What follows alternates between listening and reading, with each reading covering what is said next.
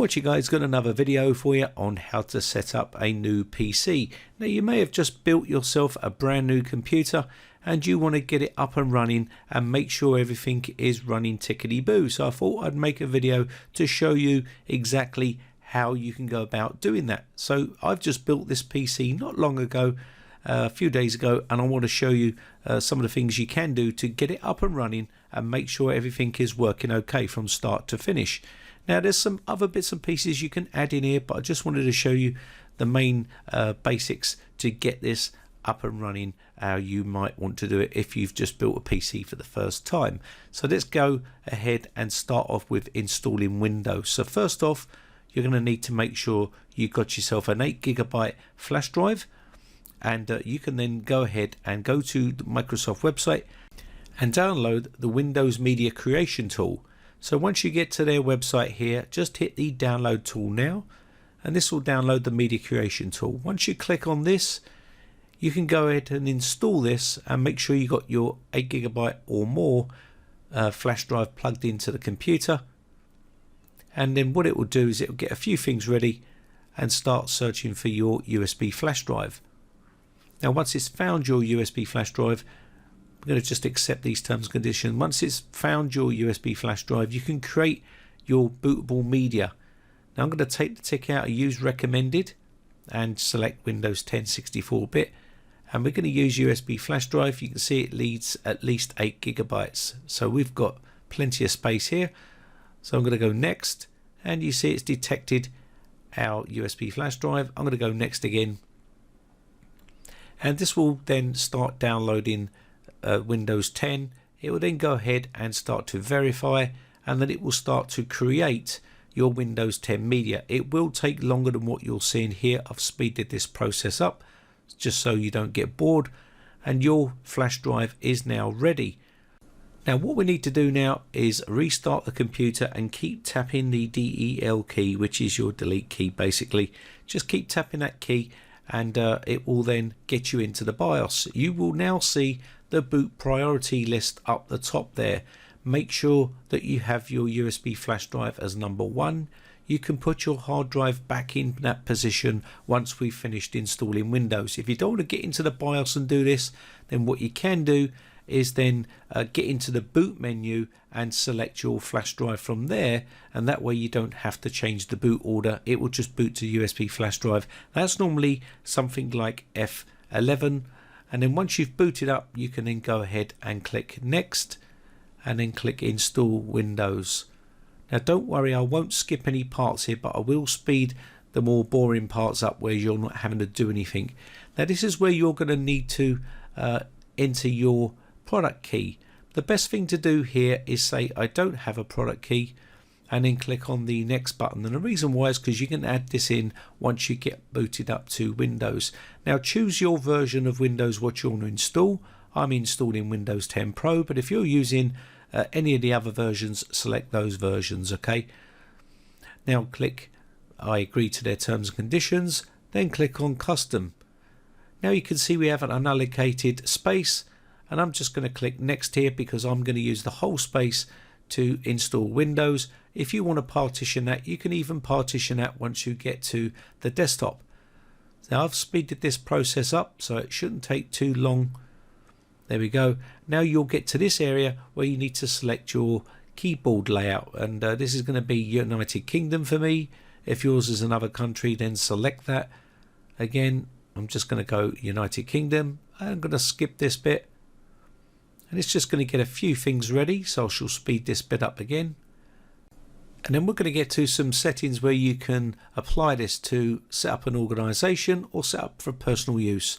I'm going to go for personal use. Now I'm going to be using an offline account here, but if you want to use a sign in with your Microsoft account, you can do at this stage, but I'm just going to go for an offline account for this tutorial.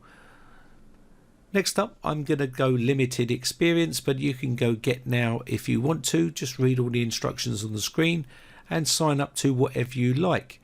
If you don't want to get into that sort of stuff, then sign out or opt out of it. Okay, now you need to give the computer a name. You can call it whatever you like. I'm going to call mine, just say Brightech, and type that in there, and then go next. Now you need to give yourself a memorable password. I would definitely use this method. This is just a tutorial, so I'm going to go next, but you should put a password in at that stage. Next up, we've got these here, so I'm going to go no here, but if you want to say yes, you can do. I'm going to decline all of this stuff because this is Cortana. I don't want Cortana, but if you do, then you can say I agree and accept Cortana. I don't use online speech recognition, so I'm going to click I don't want that. And also Microsoft apps use your location. I don't need to use my location, but if you do want to use your location for like weather and stuff, then agree to those. Find my device, I'm going to say no. And again, if you need these options, then click yes. So I'm just basically going to go basic here, but you can do whatever you like. Improve inking and typing. This is part of the data collecting program for Microsoft. So if you want to opt into all this stuff, then say yes to a lot of this stuff. I'm going to opt out and go no, but it's entirely up to you what you want to do with your build. This will get a few things ready, and now you should see your desktop. So now we're at the desktop, we can then start to do some stuff. So what we're going to do here next is activate your version of Windows 10. So right click on the start button and go system. Once system opens, click change product key or upgrade your edition of Windows. Click on this one and this will open up another box where you can say change product key. Click on change product key and enter your product key that you've purchased. Now you can put in your product key and go next, and it will give you a little box saying activate, and you can activate your version of Windows. Now my version is already activated, so I can't show you that step, but basically that's what you need to do, and you would activate Windows. So next up, once you've done that, you need to start thinking about updating your Windows 10. Now you want to go into your settings pane and then open this up and go into update and security and update now, and you should see a bunch of updates available for you. Just update to the latest version, and it'll probably ask you to restart your computer, so you can restart your computer, and then once you've done that, you should be fully updated. Just keep hitting the update button until you've got all the latest updates, and you should be good to go. So we're going to move on to the next step, which is downloading all your chipset drivers and all that sort of stuff for the computer, because normally when you install Windows, sometimes it's missing some sort of drivers. So what you're going to do is go to the manufacturer's website of your motherboard. Now in this case, it'll be say MSI B450 Tomahawk Max. That was the motherboard I used in that build. So I'm going to go to their manufacturer's website, and you should be able to see an area in here where you can go over to the right hand side. Make sure it's the motherboard of your system, then go to support. Now we're going to be downloading the BIOS and the chipset drivers, audio drivers, and Ethernet drivers, and whatever other drivers that we need for the motherboard. Now the reason why we're going to be flashing the BIOS is because this is a brand new build and a brand new board, and they're bringing out loads of improvements for NVMe drive compatibility and loads of other fixes that may be needed for this motherboard. So at the very beginning, when a board is released, it's always best to flash the BIOS to the latest version, and then as time goes on, you won't need to worry about the BIOS as much once you've got it stable and you've got everything working as you want. So basically what I'm going to do here is go to the select operating system, select Windows 10 64-bit and download all these drivers and install them on the system. Now these will come down as zip files, and you can install them from inside the zip, or you can drag them out and put them onto your desktop. It's entirely up to you, but I'll just download these and I'll show you how you are going to install these on the system, and I'll also show you how to flash the BIOS as well while we're at it. Now you can see here Windows has done a pretty good job at downloading all the drivers for these, but some of these drivers will be outdated and they need to be updated. So it's always best to get the drivers from the motherboard manufacturer's website and install them. So let's go ahead and go to our desktop here, and we can take a look at these files and I'll show you how to do it. So basically open them up and you should see a folder in here. Click on here and you should see a setup. If you don't see the .exe on the end, that's because Windows still hides that. I don't know why they do. Just go to View, Options, change Folder Options, go in here. I'm going to change the Open File Explorer to this PC. Also change Show Files, Folders and Drives, and hide extensions and known file types. Take the tick out there, and you should now see the .exe on there. Now that's how it should be, I think, from default. I don't know why they haven't done it yet. It's been like that for years, and it makes it easier to see things. Now you can see here that was the chipset drivers, and you can drag them onto the desktop as well and install them, but there's not much need. You can install them from the zip file. If you have trouble installing them from the zip, then just drag them onto the desktop like you see there, and then click the setup file and install them. Next up, we're going to deal with the BIOS. I'm not going to go through the whole installation of every single driver because that will take forever. So I'm going to show you the BIOS and show you how to flash the BIOS. Basically, you need to grab these files out and put them onto a USB flash drive. Now I've already got my USB flash drive plugged in, and it's formatted and it's just blank, just like so. So all I'm going to do here is drop these onto here or paste them in, whatever you want to do, and then you can boot to that USB flash drive, and I'll show you what to do. So you're going to need to get into your BIOS, and the way you can do that is reboot the system and keep tapping the DEL key, which is your delete key basically, and keep tapping that, and it will take you into the BIOS. Now if that doesn't get you into the BIOS, it probably is your F2 key. Now it's normally one of those two keys, so just reboot the system and keep tapping those keys and you should be good to go.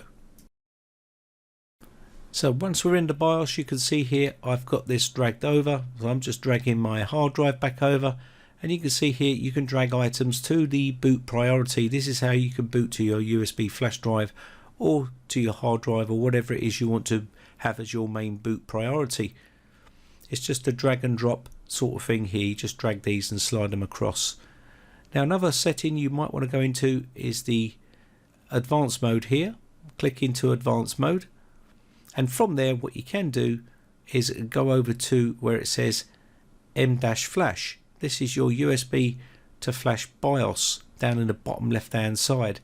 But before we do that, let's take a look at what BIOS versions we got. You can see here this is the BIOS version and the BIOS build date. This will be the date of that BIOS, and basically you can go to the manufacturer's website and cross-reference these and check to see whether it's outdated and whether you need to update it. If it is, you can then download the latest one, go to M-Flash, and then have your USB flash drive plugged in with the BIOS into it, and then say yes, reboot to that flash mode, and it will reboot the system. You'll go enter in flash mode, and it will take you into here where you'll be able to then select your BIOS. So on the right hand side you should see the file, highlight it, click it, and you now see at the bottom it says version 3.10. that's the version that's on the system, and the latest version which we've just downloaded is version 3.40. so we're going to say yes, we want to install that by clicking on it, and it will allow us to flash the BIOS. You'll get this warning screen coming up saying BIOS is updating. Do not turn off your computer, and do not pull the flash drive out of the computer. Just leave it alone and let it flash the BIOS.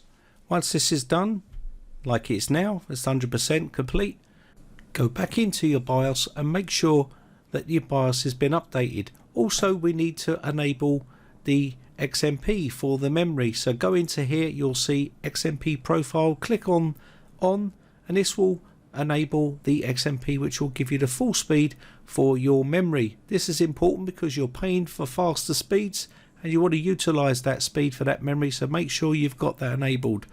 Also make sure you've got your hard drive in the right position. Now we've got Windows installed, and put that back to the front of the order. And we can now reboot to our system and delete the files once we've installed all our drivers and BIOS. Next up, we need to get our graphics drivers. This will give you the very latest graphics drivers, whether it be for Nvidia or AMD. Just select which graphics card you have in your system, and you can then go ahead and download that driver and install it. Now, even if Windows has installed the graphics driver for you, it's always best to download it from the Nvidia website or AMD website. The reason why is because this will give you the very latest driver from Nvidia. Sometimes Windows is a little bit slow at keeping it updated, and you can get the very latest version, and sometimes it can cause problems. So always download it from the manufacturer's website. In this case, it'll be NVIDIA or AMD. So just select which one you got. Now this has got an AMD graphics card in it. It's got an RX 590 inside this PC that I've just built. So let me just quickly show you the AMD process. So just go to AMD's website here, go to drivers and support, and then you can then go ahead and select which graphics card you've got. Now depending on what card you've got will determine which one you need to download. So if you've got the Radeon 5700 series, the RX Vega series, or whatever series you've got, this is the RX series, so I need to download the RX 590, which is what's in this brand new system. This is the Vega series, so it's not inside here. We need to drill down a little bit further, and you should now see the RX series for that graphics card. You can see the RX 500 series, and you click on that and it will now give you the RX 590. Download that, submit, and it will let you download the file, and you can now see it's given you the option to download it for Windows 10 64-bit or Windows 7 64-bit and so on. Once you've got those downloaded and installed, it'll probably ask you to reboot your system, and we can move on to the next step.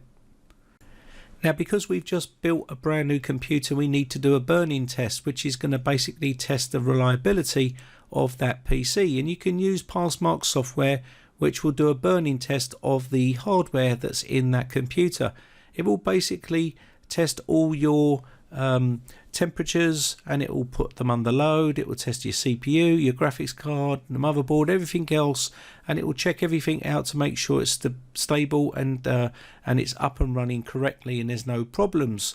It will give you a full readout and tell you everything has passed, and this is normally used for professional PC techs. But if you want to use something and do it yourself, then you've probably heard of Prime 95. Now this is a very powerful tool, so you have to be very careful when you're using things like this. Also another one which is very powerful, which is Firewall, which will test the graphics card. So that will test the CPU and the graphics card, and these will normally put these systems under massive load. Now another one you can use is the Heaven benchmark, or you can use any other type of benchmarking software to run that to make sure the graphics card and the CPU are running perfectly fine. Normally if they're not, they will start to crash and cause blue screens. Now if you want to skip these tests and you're quite happy with the way it works, then by all means skip these tests, but as a professional it's always important that we test these. Now I'm going to run a blend test here which will test a bit of the above, which is a bit of your memory, bit of CPU and stuff like that, just to make sure there's no problems. I'm going to run in the hardware monitor as well to make sure the temps are nice and stable and they're not going too high, otherwise there could be problems with that hardware. So it's important that I run this for a little bit of time just to make sure that there's no problems, no crashing or anything like that. Okay, so I'm looking for the temperatures here. As you can see, at the moment the CPU temperatures are running at 63 Celsius, which is fine. It's well within its limits and it's well safe to run. Now another thing to look out for is make sure your fans are all set properly, make sure your system fans are spinning up, and make sure your CPU fan is running at its optimal speeds, because if it's not, then you're going to start seeing those temperatures climb very high. So make sure you do all of that as well. Now I'm just going to stop this because obviously I've already tested this system, but basically you want to run it for a good 10-15 minutes, make sure everything is fine. Make sure you stop the process as well, because it will continue to run until you stop it. Once you've stopped it, the temperatures will start to tumble down and fall back to normal. You can see the maximum temperature it got to there was 64 Celsius, which was on the stock fan, which is perfectly safe and perfectly fine. Now another thing we want to do is do a GPU test. Now because a GPU is so expensive, I just want to make sure that that GPU is not going to crash or anything like that. And normally you can play some games and that will normally test the GPU perfectly fine, but we're just going to do a quick GPU stress test here just to make sure that everything is working fine with that GPU. Now of course you don't need to run these tests if you don't want to. These are very aggressive programs, so be very careful when running these. Make sure that you're monitoring the temperatures at all time. Do not leave the computer running overnight and stuff like that, because you could end up damaging your hardware. This will keep running and push the thermals to its maximum, so be very, very careful when running these types of software. Now when you start this off, it will start off and you can see the massive climb. Now what we're looking for here is the curve, and then it will sort of plateau out a little bit where it reaches its capacity, and it won't go any higher, and it'll sort of just keep thermal throttling, and it will just keep kicking the fans in and keeping it nice and cool. Basically that's what we're looking for. We're not looking for temperatures that are super high. You need to know exactly what you're doing with this piece of software. You need to know exactly what the graphics card temps are at their maximum and what they should be at their maximum. Some cards run hotter than others, especially AMD cards. Now you don't need to run this overnight or anything like that. You're going to damage your hardware, but basically you can see I've run this for a little while, and you can see the temperatures are starting to plateau out a little bit on about 76 Celsius, which is totally fine, and it's not caused any problems. But if you're looking at the temperatures there, make sure they're not getting too hot. Now another thing to pick up on is the Fahrenheit and Celsius. They're both different readings, but they are both the same. So 36 Celsius will be 97 Fahrenheit. So you want to make sure that you're not looking at 97 Fahrenheit and thinking that's 97 Celsius. It's Fahrenheit. So make sure you got that set right. But other than that, you should be okay. Just keep an eye on the temperatures. Make sure they're not getting right up in the 90s. If they are, then there's something probably wrong, because most modern day graphics cards don't run that hot. Maybe the AMD 5700 XT with the blower type card runs a little bit toasty, but other than that, they're the only sort of cards that you want to look out for. But if it's a new system, then it should be running pretty cool. Maybe check your cooling, maybe check your fans, and make sure that everything's spinning up properly. Another thing I want to check out is all the settings. Now I'm not going to spend a big bunch of time on this because I've done videos on this, and this is its own video in its own right, but I wanted to show you what I would do on a new system. I'd go through and turn off all my privacy settings and stuff like that, so it's not collecting data. And there's a bunch of other settings on the computer that I'd normally disable, and that's what I normally do. But if you want to see a full video on all of the settings I changed, then obviously let me know in the comment section below and I'll do those videos for you. But normally the privacy ones I've done, but if you want to see other ones, then let me know. I do a bunch of other little bits and pieces, but other than that, just go ahead and turn off everything you don't want and move on to the next phase. Now there's another added quicker step which you can use, which is called Shutup 10, or you can use WPD or any other type of program which will not install itself on the system, but you can use this to quickly tweak Windows 10 and turn off a lot of those features that you might not be interested in, especially the telemetry and the data collecting sort of applications that are built into Windows 10, which you can turn off. Now if you're not worried about all that stuff, then leave these bits out. You can always skip this, you don't have to do this bit, but if you do want to do it, then the option is available to you. Now next up, you can go ahead and make a backup of your computer. I use a Acronis True Image 2020. That's what I'm using right now, and basically I'll make an image and make backups of my data using this. They also have plenty of other options available out there on the market, so it's entirely up to you whether you want to pay for something or if you want something for free. If you want something for free, you can use Iomi Backupper. It hasn't got the premium features that Acronis has, but Acronis is a paid piece of software, and it does have also ransomware protection and a bunch of other features on there which Iomi Backupper doesn't have. There's also Macaron Reflect 7, which you can use as a free edition, but again it's not as packed with features just like Acronis, so it's entirely up to you whether you want to go down the free route or you want to go down the paid route. I use Acronis myself, so if you're interested, I'll leave links in the video description.